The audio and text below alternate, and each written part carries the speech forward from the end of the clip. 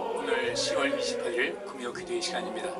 이 시간은 우리가 하나님 말씀 디모데전서 5장 1절부터 8절까지 말씀을 살피면서 또 주의 귀한 은혜를 나누도록 하겠습니다. 제가 본문 말씀 봉독하겠습니다. 늙은이를 꾸짖지 말고 권하되 아비에게 하듯하며 젊은이를 형제에게 하듯하고 늙은 여자를 어미에게 하듯하며 젊은 여자를 일절 깨끗함으로 자매에게 하듯하라. 참 과부인 과부를 경대하라. 만일 어떤 과부에게 자녀나 손자들이 있거든 저희로 먼저 자기 집에서 효를 행하여 부모에게 보답하기를 배우게 하라. 이것이 하나님 앞에 받으실 만한 것이니라. 참 과부로서 외로운 자는 하나님께 소망을 두어 주야로 항상 간구와 기도를 하거니와 일락을 좋아하는 이는 살았으나 죽었느니라. 네가 또한 이것을 명하여 그들로 책망받을 것이 없게 하라. 누구든지 자기 친족 특히 자기 가족을 돌아보지 아니하면 믿음을 배반한 자요 불신자보다 더 악한 자니라. 아멘. 사도 바울은 오늘 이 본문 말씀을 통해서 그리스도인으로서 우리가 이 세상을 살리고 또 그들에게 모범을 보임으로써 하나님이 어떤 분인지를 알게 하려면 우리가 살아가야 될 그 삶의 양식이 필요한 것을 이야기하고 있습니다. 그러니까 우리가 단순히 나는 신앙인이다 하면서 교회에 출석하고 또 뭐 성경책 들고 다니고 하는 이런 수준이 아니라 우리가 가까이 있는 사람이든 또 멀리 있는 사람이든 나하고 친한 사람이든 그렇지 않고 나와 또 전혀 모르는 사람이든 우리의 삶의 양식을 그들에게 보여줄 때 그것이 이제 여러 가지 방법으로 나타나겠죠. 때로는 언어를 통해서 말을 통해서 할 수 있는 것도 있고 또 우리의 태도 또 우리의 얼굴 표정 또 행동 이런 여러 가지 그 방법을 통해서 다른 사람에게 우리 자신이 이제 드러나게 되어 있는데 이때 우리가 항상 생각해야 될 것은 우리가 하나님의 자녀로서의 그런 온전함을 또 갖게 하고 또 그들로 하여금 우리를 주목하게 할 수 있는 또 우리를 또 존중할 수 있게 하는 그런 삶의 양식을 가져야 된다는 것이죠. 그러면 이것을 어떻게 해야 될 것인가?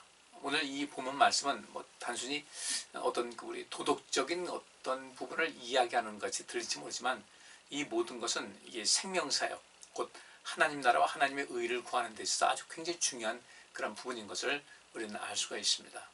오늘 이 부분을 한번 살펴보면서 바울이 말하는 그 핵심적인 그런 내용이 무엇인가? 특별히 여기 1절과 2절 말씀에 보면은 똑같은 얘기가 나옵니다. 모모에게 하듯하며 라는 그런 그 이야기가 여러 번 나오거든요. 특별히 1절 보니까 아비에게 하듯하며 또 형제에게 하듯하고 또 어미에게 하듯하며 또 자매에게 하듯하라 이렇게 이야기를 했어요. 그러면 무엇을 아버지에게 하는 것 같이 할 것인가를 봤을 때 1절 말씀 보니까 늙은이를 꾸짖지 말고 권하되 아비에게 하듯하며 그랬어요.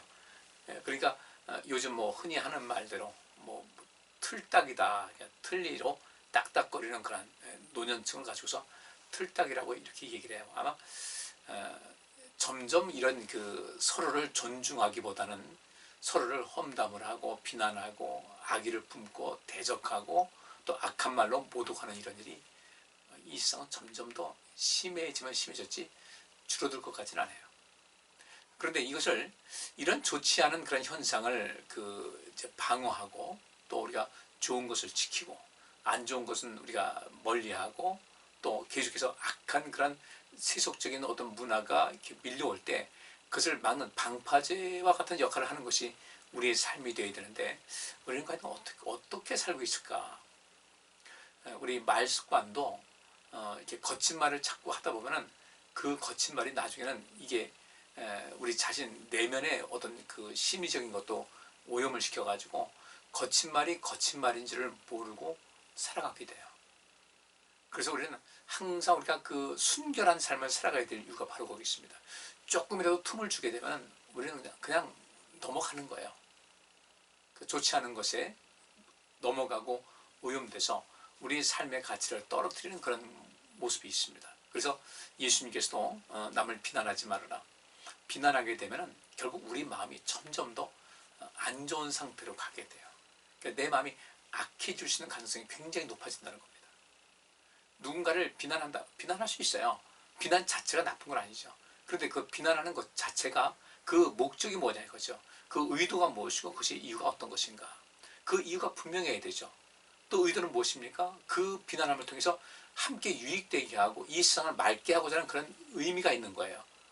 또 이것이 이 생명을 살리고자 하는 그런 의미가 있기 때문에 그 비난한다고 할 때 그 상대방이 들을 때 비난보다는 강한 책망으로 들리고 그것을 수긍할 수 있는 그런 차원의 어떤 말의 훈련이라든지 말의 어떤 기술적인 것도 필요한 것이고요.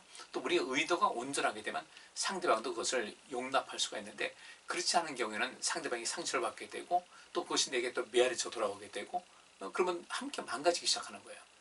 그러니까 아무리 내가 그 온전한 것을 뭐 올바른 것을 위해서 어떤 것을 한다 할지라도 그 말하는 것에 있어서의 그 기술적인 거는 굉장히 중요한 부분이다. 그래서 예수님께서 남을 비난하지 말아라, 정죄하지 말아라, 비판하지 말라고 하신 것은 그 자체가 전혀 잘못됐다는 건 아니에요. 그 자체가 인생 살면서 그런 것도 필요하긴 하죠. 근데 그 필요한 것은 꼭 필요할 때 그리고 그렇게 하면서 여기 있는 말씀대로 그 늙은이를 꾸짖지 말라. 꾸짖는다, 늙은이를 꾸짖는다. 이게 좀 그래요. 근데 사람이 이제 세월이 지나서 나이가 먹고 또 이제 그렇게 되다 보면 어린 나이 때는 인지 능력이 이제 점점 발달하는 단계가 있으니까 미숙하지 않습니까? 그런데 이제 노년이 되게 되면은 그 전에 가지고 있던 이제 인생을 살아오는 가운데 인지 능력이 상당히 뛰어난 것이 있었는데 이제는 그 몸의 퇴화, 퇴행성 그런 여러 가지 이유 때문에 우리가 인지 능력이 점점 떨어지게 되는 거죠. 기억이 안 되고 아침에 분명히 뭔가를 하려고 했는데 생각했었는데 오후 되니까 내가 무슨 생각을 하긴 했는데 무슨 생각인지 모르는 거예요. 가끔 저는 이제 이렇게 혼자 묵상하다가도 또 어떤 책을 보다가도 어떤 자연을 보다가도 이 말씀에서 이것을 성경과 좀 접목시켜가지고 이런 말씀을 증거해야 되겠다 하는데 지금은요 그런 생각이 있을 때 바로 기억하지 않게 되면은 바로 그 메모 곧 기록해 놓지 않게 되면은 이 기억이 사라져가지고 분명히 내가 어떤 것을 그 생각을 했었는데 그것이 어떤 것인지 그것이 어떤 성경 구절과 연관되는지를 한 기억은 있는데 그 실질적인 어떤 그 좀 더 상세한 내용은 자꾸 잊혀지는 그런 때가 자주 점점 많아지죠. 빈도가 높아지는 것이니까. 그러니까 이 어린 나이 같은 그런 모습이 되는 거예요. 그러다 보니까 노인분들이 때로는 실수를 할 때가 있어요. 기억도 좀 잘 하지 못할 때가 있고 또 이렇게 행동이 또 이렇게 이전같이 민첩하지 못할 때가 있고 이럴 때 우리는 그저 어떻게 해야 될 것인가.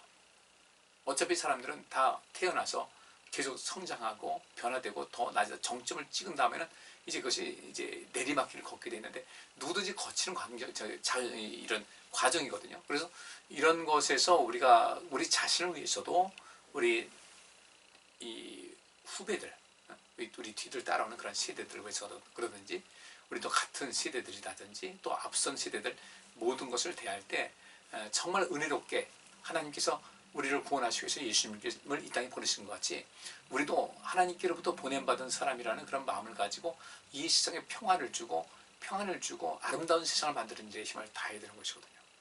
그러니까 이 당시에도 아마 그 앞선 세대들, 그 노인분들이 좀 여러 가지 좀 실수도 할 때가 있었고 조금은 그 이렇게 생각에서나 이런 모든 것이 좀 뒤처진 가운데서 젊은이들을 조금 불편하게 할 수도 있을 거예요.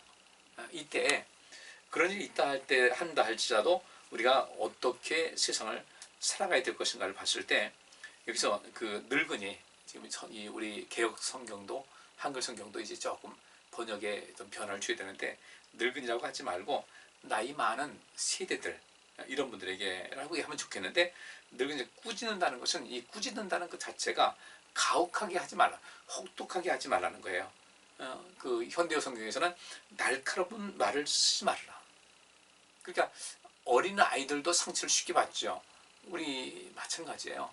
우리, 점점 세월이 흘러서 노인 세대에 들어가게 되면은 모든 것이 약해지지 않습니까? 어린아이들도 약하니까 이제 그 상처받는 것 같이 노인들도 세상 살아가다 보면 이제 경제적인 이런 능력이 떨어지죠. 사회적인 입지도 또 좁아지게 되고 또 주변 사람들 서서 이제 세상을 떠나는 분도 있게 되고 모든 것이 위축되는 그런 것이기 때문에 작은 것에도 마음의 상처를 받을 수가 있는 것이거든요. 그런 사람들에게 혹독한 말을 하지 말라.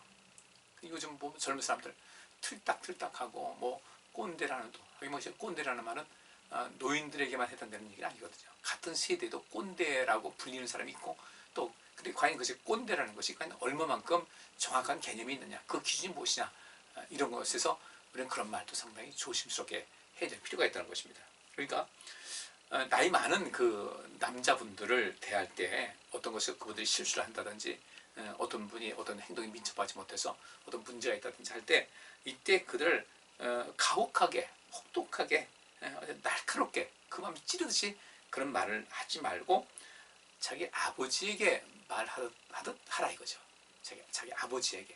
적어도 자기 아버지에게는 가끔 부모와 자식 간에 좀 이렇게 거친 말이 왔다 갔다 할 수도 있겠지만, 자기 아버지한테는 그래도 한계가 있잖아요. 자기 아버지에게 하듯 하고, 젊은이를 형제에게 하듯 하라. 우선 남성이 나옵니다. 이게 나이 많이 든 그 앞선 세대의 남성들에 대해서는 뭔가 잘못된 것이 있을 때 그들에게 말한다 할지라도 날카로운 말, 가혹하고 혹독한 이런 말. 그래서 그 마음에, 그렇지 않아도 마음이 점점 약해지고 사회적 입지도 좁아지고 힘이 빠져있는 이런 상태에서 더 큰 상처를 받지 않도록 하고, 뭔가를 그들 어떻게 하면 이분을 온전케 하고 또 이 공동체라든지 주변 사람들을 새롭게 할 것인가에 대해서 관심 갖고 모든 것을 해야 된다는 얘기예요. 그래서 아버지에게 하듯 하라. 그 다음에 젊은 남성들을 대할 때는 형제에게 하듯 하라라는 이 말씀이 있어요. 당시에 형제들, 나이가 좀 많든 적든 그 형제들에게 하듯, 특별히 여기서 그 형제에게, 젊은이를 형제에게 하듯 하라고 그랬으니까 동생 대하듯이, 또는 그렇게 좀 너무 가혹하게 하지 말고 조심스럽게 하자, 그런 이야기죠. 우리는 평생 배우며 살아갑니다. 실수도 있고요. 또 어떤 것에는 도전도 받고 이런 일이 많이 있는데, 이렇게 하면서 우리의 삶을 온전케 하는 그런 과정이 매우 필요하다는 것을 우리는 꼭 인식할 그 의무가 있고, 또 그것을 하나의 또 권리로서 그것을 행해 나갈 수가 있는 것이죠. 그 다음에 이제 2절 말씀 보니까 늙은 여자를 어미에게 하듯 하며 젊은 여자를 일절 깨끗함으로 자매에게 하듯 하라 그랬는데, 여기도 마찬가지죠. 뭐뭐에게 하듯 하며 라는 말이 나옵니다. 늙은 여자, 나이 많은 여성분들에게는 어떻게 될 것인가? 어머니를 대하듯이 해라. 또 이 젊은 여자들에게는 그 자매들에게 하는 것 같이 아주 순수하게 내 여동생, 내 누이, 그들에게 대해서 그 이야기하는 것이 일절 깨끗함으로.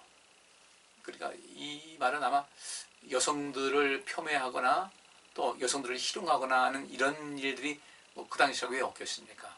권력 가진 자들도 그렇게 했을 것이고, 또 이런 남성들이 그런 일이 그 당시에도 사람 사는 사이인데 분명히 있었을 거예요. 정도, 지금과 그 당시에 어떤 정도 차이는 있을지 어떨지 모르지만 분명히 있었다는 거죠. 그리고 오늘날에 그렇게 그 여성들을 그 함부로 대하듯 하는 그런 것이 지금 우리의 그 느낌 있잖아요. 그 당시에는 우리가 지금을 기준으로 봤을 때 그때는 훨씬 더 이 강도가 적었을 것이다 생각하지만, 그 당시를 살아가는 사람들 역시 마찬가지로 지금과 비교해서 훨씬 더 강도가 낮다 할지라도 그들은 힘들고 또 여러 가지 답답한 이런 현실에서 가슴 치는 사람들이 많이 있었을 거라고요.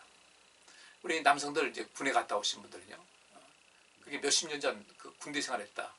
그러니까 저도 이제 그런 생각을 하거든요. 저도 꼰대인지 모르지만 제가 군대 생활을 35개월을 했어요. 딱 35개월, 하루를 더 한 것도 아니고 덜 한 것도 아니고 딱 그 77년 9월 1일 날 들어가서 80년 7월 31일 날 제대했는데, 지금은 18개월이잖아요. 또 뭐 제가 공군이니까 좀 더 했는데 지금 공군들 한 20개월 한다. 그러면 제가 16개월을 더 했어요. 그러면 제가 만약에 지금 젊은 그 병사들한테 야 옛날에는 정말 이때는 꼰대 소리 듣는 거죠. 그러면서 옛날에 우리는 그랬어라고 하지만 그 세대가 다를 뿐이지, 제가 그 당시 군생활하면서 힘들었던 것은 그건 어떻게 그 비교해서 한다면 더 힘들었을 거예요. 먹는 것도 그렇고 여러 가지 그 내후반의 열악한 환경도 그렇고 지금 많이 좋아졌으니까. 그럼에도 불구하고 지금 또 젊은 세대, 지금 군에 가 있는 그 병사들은 그 느낌에 있어서는 저나 그들이나 똑같다는 거죠.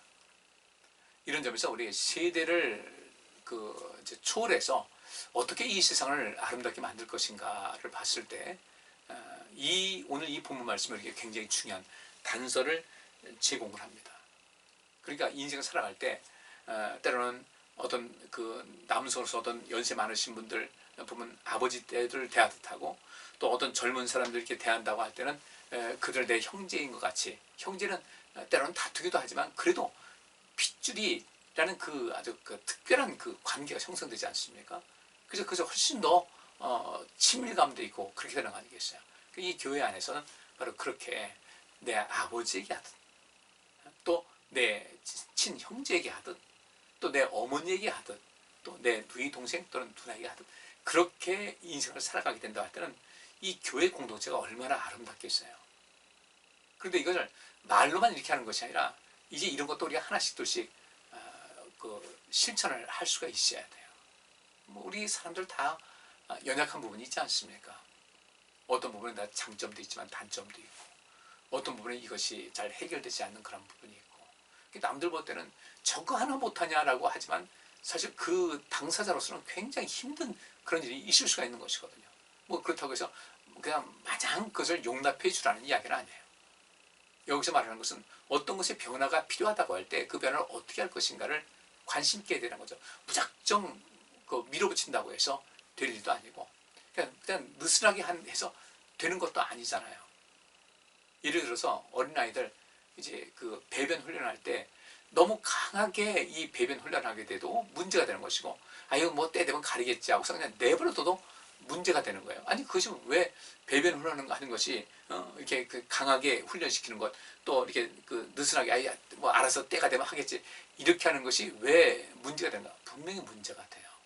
그것은 3살 버릇 여든 간다고 이 배변 훈련을 통해서 형성되는 이 성격, 이것이 기질만큼이나 굉장히 중요한 것이 되는 겁니다. 그러니까 이 방법을 어떻게 할 것인가, 누군가에 대해서 어떤 권면할 일이 있고, 또 누군가에서 책망할 일이 있고, 누군가에서 또 칭찬할 일이 있고, 격려할 일이 있을 때 이것을 어떤 방법으로 할 것인가에 대해서 관심을 많이 가지셔야 돼요.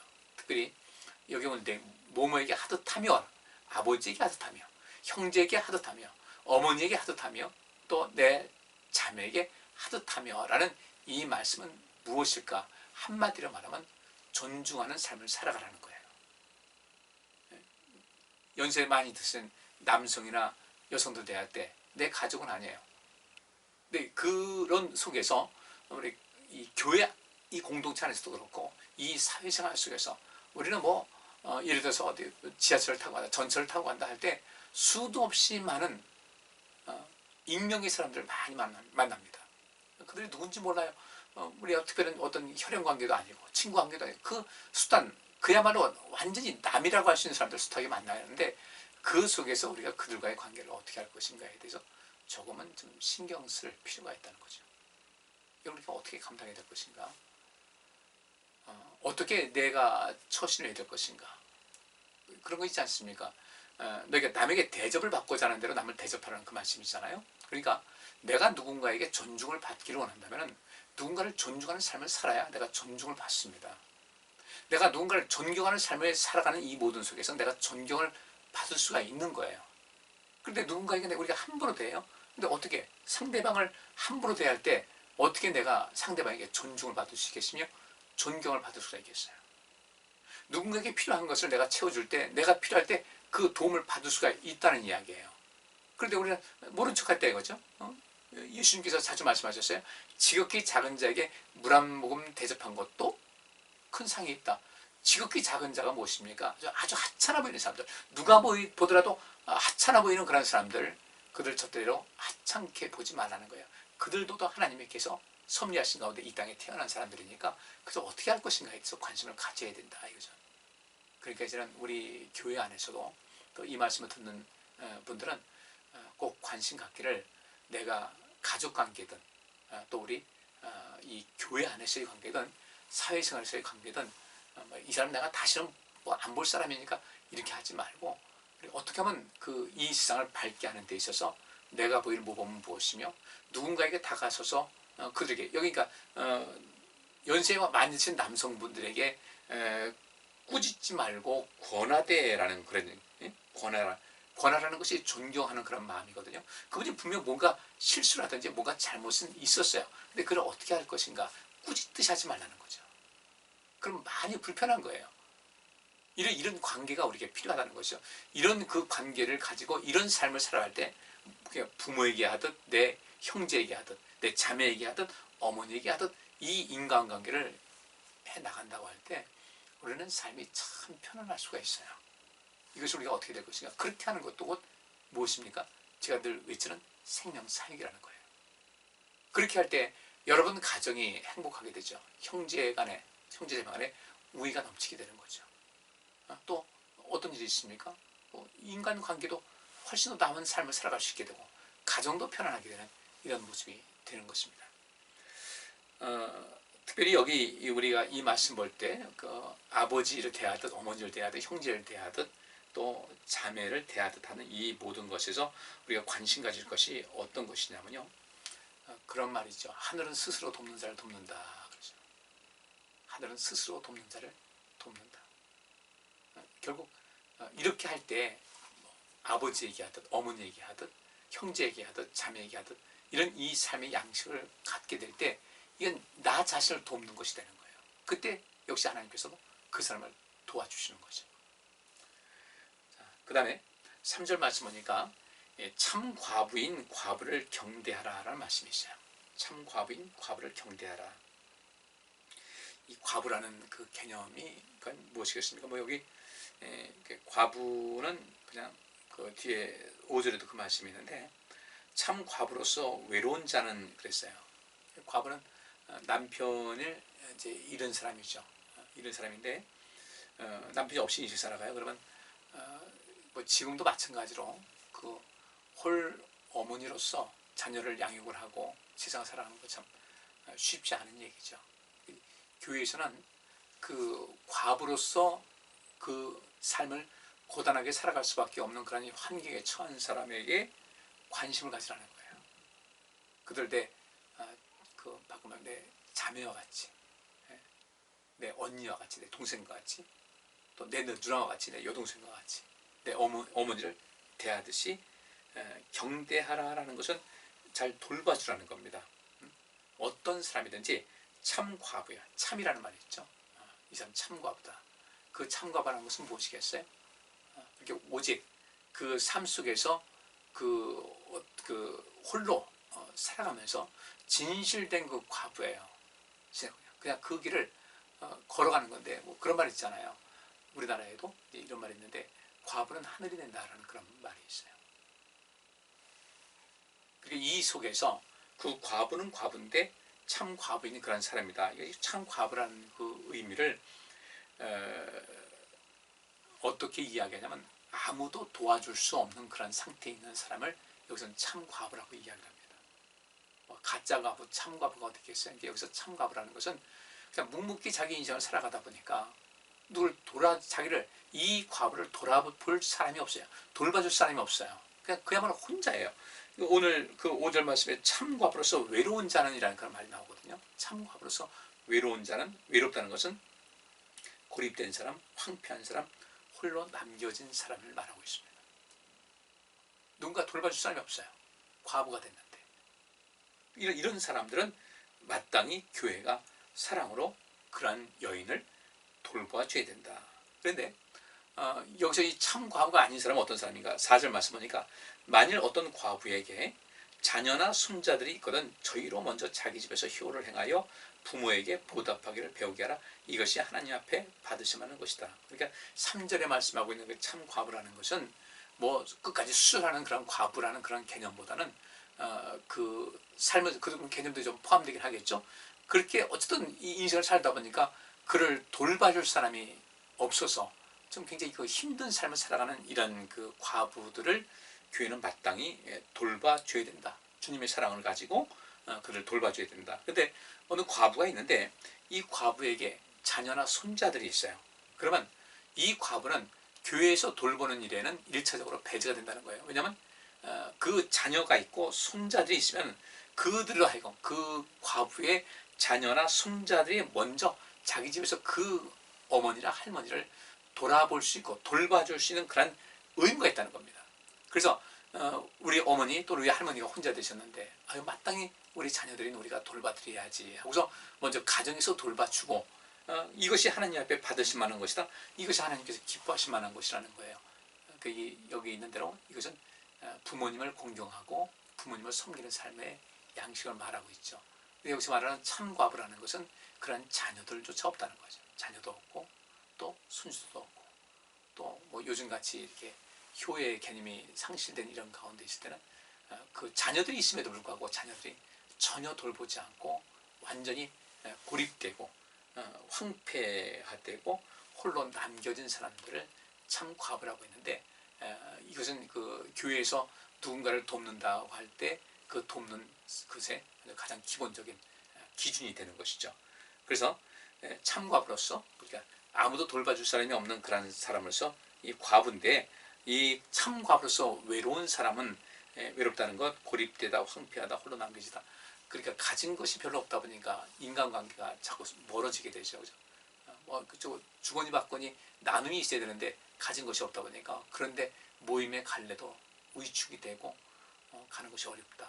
이게 삶이 점점 고립되다 보니까 더 황폐화되고 점점 홀로 남겨지는 이런 상태. 근데 이런 사람들은 또 대체적으로 돌파구가 있죠. 그렇게 고립되고 황폐화돼 가지고 완전히 이제 자기 자신을 그 사회에 격리시켜 가지고 또 초라하게 인생을 마감하는 사람도 있지만은, 이 참과부로서 어려운 환경에도 하나님을께 소망을 두고 살아가는 사람이 있다는 거죠. 그러니까 여기 5절에 참과부로서 외로운 자는 하나님께 소망을 두어 주야로 항상 간구와 기도를 한다. 이것은 꼭 이 참과부만이 아니라 우리 인생은 사실 그 독립적인 인격체잖아요. 그죠? 그러니까 이 독립적인 인격체에서 우리는 어찌 보면 나이가 홀로 존재하는 거예요. 내가 누군가 아프다. 그 아픈 것을 남들이 알겠어요. 부부라도 모르고 부모라도 모르고 자녀도 모르는 거예요. 얼마나 아프겠어요. 그 삶이 힘들고. 우리 그런 존재인데, 여러분들은 꼭 매일 우리 인생을 살아가는 모든 과정 속에서 하나님께 좀 소망을 두시고요. 하나님을 기대하는 거예요. 확신하는 거예요. 소망을 두게 되면 그래서 자신이 생겨요. 하나님께 소망을 두고 주야로 항상 간구와 기도를 한다. 간구라는 것은 간청하는 겁니다. 간청하는 그 기도, 청원하고 기원하는 것이고, 기도라는 것은 그 예배의 개념으로서 하나님과 늘 소통하는 삶을 살아가는 겁니다. 기도의 형식을 통해서 하나님과 소통하는 사람, 이런 삶을 살아가는 사람이 바로 교회에서도 돌봄받을 수 있는 그런 자격이 있는 사람이다 라고 이야기를 하고 있어요. 그리고 이것을 과부에게만 연관짓지 말고 여러분께서도 때로는 우리 자신을 좀 외로운 것을 고립시킬 필요가 있어요. 힘든 일 있잖아요. 그러면 이때 우리가 하나님을 찾아가서 하나님께 소망 두고 하나님께 우리가 청원하고 기원하는 겁니다. 호소하는 거예요. 그리고 하나님께 기도하는 겁니다. 하나님 관계를 계속해서 또 든든하게 만들기 위한 그런 삶을 살아가게 되면은 이 속에서 우리가 반드시 희망을 가질 수가 있다. 6절 말씀 보니까 일락을 좋아하는 이는 살았으나 죽었다. 이렇게 참과부로서 외로운 자, 참과부로서 하나님께 소망을 두고 늘상 간구와 기도를 하는 이런 사람들은 교회에서 마땅히 돌봐야 되지만은, 6절에 일락을 좋아하는 이는 살았으나 죽었다. 일락을 좋아한다는 것은 쾌락을 즐겨해요. 제멋대로 사는 것을 좋아하는 사람들은 살았으나 죽은 상태이기 때문에 교회에서는 구제를 함에 있어서 일단은 순위를 뒤로 내버려야 된다. 그 7절 말씀입니다. 내가 또한 이것을 명하여 그들로 책망받을 것이 없게 하라. 이런 것에서 기준을 명확하게 해서 성도들 하여금 무엇이 옳고 그른가를 알고 그들을 실행하도록 한다. 8절 말씀에 누구든지 자기 친족, 특히 자기 가족을 돌아보지 아니하면 믿음을 배반한 자요 불신자보다 더 악한 자라고 이렇게 하면서, 우리는 이 첫째는 그 친족들 돌봐야 되죠. 또 가족들 버리면 안 된다고 했으니까 가족을 돌봐야 되고 하는데, 우리 교회는 그 성도들이 서로가 서로를 가족이라 생각하시고 그렇게 돌아보시면서 살아가시고, 그 다음에 정말 누군가 도움이 필요한 사람들에게는 우리가 도움의 손길을 아끼지 말고 베푸는 것이 아주 중요합니다. 그런데 이런 것이 사실 이 초기교회에 그냥 흔히 있었던 일이거든요. 그러다 보니까 초기교회가 크게 부흥하고 성장했잖아요. 교회는 사랑 공동체입니다. 나눔 공동체고요.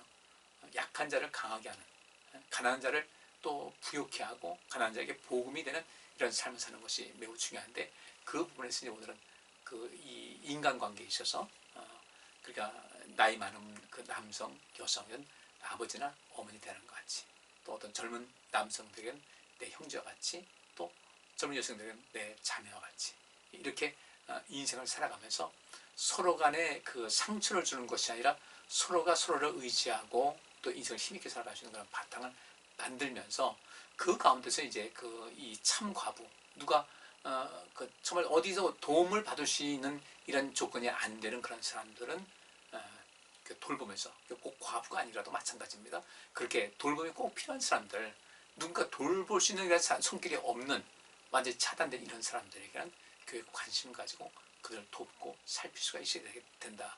이것이 그 주변 사람들에게, 이 교회 주변 사람들에게 좋은 그 소문이 나겠죠. 그리고 교회를 찾을 수 있게 되는 것이고, 이것이 바로 하나님 나라와 하나님의 의를 구하는 또 다른 방법이 되는 것입니다.